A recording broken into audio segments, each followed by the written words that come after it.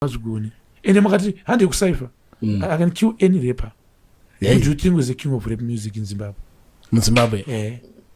Manage, the king of rap. In Zimbabwe. Ukona na shtofu na tata. Usataure wako unoziya unoda. Taura anonzi nevanhu. Maya msadaro. Amaskira kapedzwa na walitina tukazomta. Right.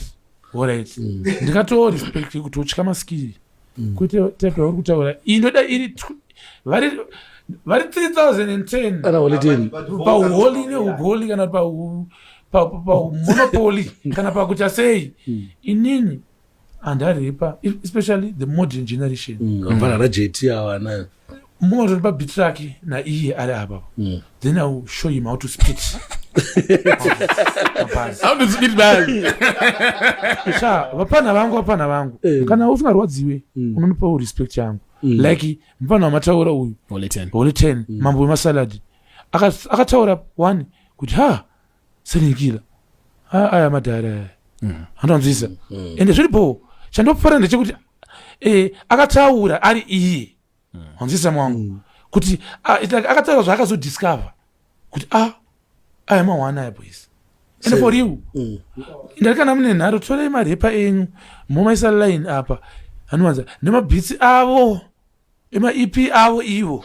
Anzisa baba. Ndopanda ine dango dzidzisa kuti kunospita sei. Maji mabani mwa kuchikora. Anonzisa mwangu. Ivo ngavaimba vakanyora kudhara. But ini nechimba ipapo. Aukufunga ipapo. Ndichivataridza kuti how do you spit the bars? Chichinonzi how to punch the lines harder.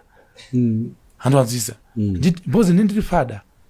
Waiza mwangu. Like kungoti sasa nakukuzoti dance music ne reggae music. Hakuna music ichakunda music iyoyo paspezu hapana hapa.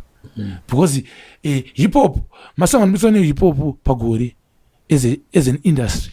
Nano bude ne dancer. You can see kuti dancer aiwa tiri maperi ava ihuku saka tinotozodya pa Christmas nesalad. Wone salad. Ayo, abatarada ipu yeko hopo anzi new yeku yoko. Man, kana tikire kutoko. Chiba waisachi contra killing. Nambero ripa album rukubuda. Aripo. Alright, ngori rakazumira. But ripa